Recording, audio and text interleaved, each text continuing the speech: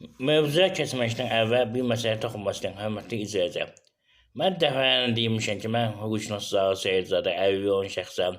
İnsanların maarifləndirmə məqsədinə bu videonu hazırlayıram, paylaşıram. Qoy hamı bilsin. Videonu bəyənib kanala abunə olun. Amma abunə olan azdır. Hörmətli izləyicilər, hansısa bir narkomanı aparır müalicəyə, başa düşürəm, o da lazımlı məsələdir. Amma ki, yüzlərlə insanlar hüququ maariflənir, yüzlərlə əlillərə dəstək olur. Eləmək istəmirəm, abunə olmaq istəmirəm. Amma dediyim kimi narkomanla bağlı videoya 700 min, 800 min abunə olur. Bir də video 100 mindən adam baxır. Bir abıçılıqdır. Biz axı burada insanları maarifləndiririk. Dəfələrlə qeyd edirəm ki, mən özüm hüquqşünas olduğumu görə yer açmaq istəyirəm. Əlillərə hüquqi yardım göstərdim, digər vətəndaşlara da. Eyni zamanda əlil dostlarıma əl işini satın, dəstək olun, videonu bəyənib paylaşın. Bəyənib paylaşan yoxdur. Eyni zamanda abunə olan yoxdur, hörmətli izləyicilər. Və bildirirəm ki, kim videodan baxıb faydalanırsa, imkan daxili kimin gücü nəyə çatırsa, kanala dəstəkləsin, qeyd olunan kat nömrəsinə iyanə etsin. Onu da edən yoxdur, hörmətli izləyicilər. Bir abısı daxil, başa düşürəm, abisinin imkan olması, amma ki, belə deyələ, abunə ola bilərsiniz daxil, hörmətli izləyicilər. Bu məsələ bu. Demək istədiyim. Digər məsələ ondan ibarətdir ki, mən paylaşdığım mövzuyla bağlı, çəkdiyim videodan bağlı qısa shot qoyan videoda, yəni ki, YouTube kanalına qoyan, hörmətli izləyicilər. Və qeyd edən ki, tam video YouTube'da.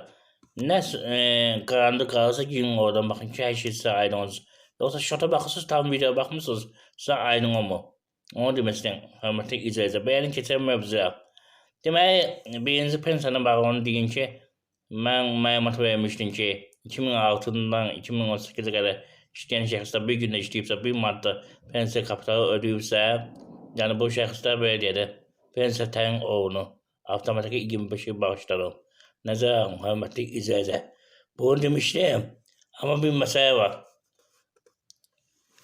Məsələ ondan ibarətdir ki, əgər sizə deyir ki, düşməyib, sosial ödəniş olmayıb və yaxud da istat sayılmayıb, siz müavinət düşür. Müavinət düşdüyünüz zaman bir il ərzində bir ildən gec olmayaraq məhkəməyə müraciət edin ki, bəs mən falan vaxtı işləmişəm, falan vaxtı ödəniş etmişəm, xahiş edirəm mənə pensiya təyin olsun, inzibati məhkəməyə.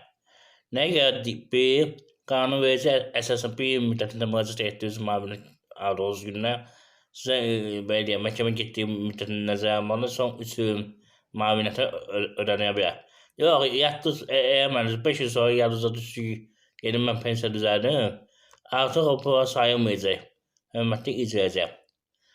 Eyni zamanda əlilliklə bağlı məsələ keçmək istəyən ki, əgər Əmək və Əhalinin Sosial Müdafiə Nazirliyi Sosial Ekspert Komissiyasına müraciət edirsiniz ki, mənə əlillik təyinlə, əgər mənə rədd etdilər ki, sizə əlillik düşmür, o halda da bir ay ərzində məhkəməyə müraciət edin, müddəti baxmayın. Əks halda siz ya 12 ay ev şəraitində təzədən müalicə almalı olursunuz və yaxud xəstəxanada müalicə alaraq 6 ay müalicəni davam etdirməli olursunuz. Əgər bunu istəmirsinizsə, təzədən əziyyət çəkmək istəmirsinizsə, mütləq qaydada məhkəməyə müraciət edin, amma bir şərtlə. Baxın görün sizin xəstəliyin kodu, əlilliyin təyin olma meyarlarında varmı, yoxsa yoxdur. Varsa orada problem yoxdur, məhkəmə iddianı təmin edəcək, hörmətli izləyəcək. Nəzərə alın.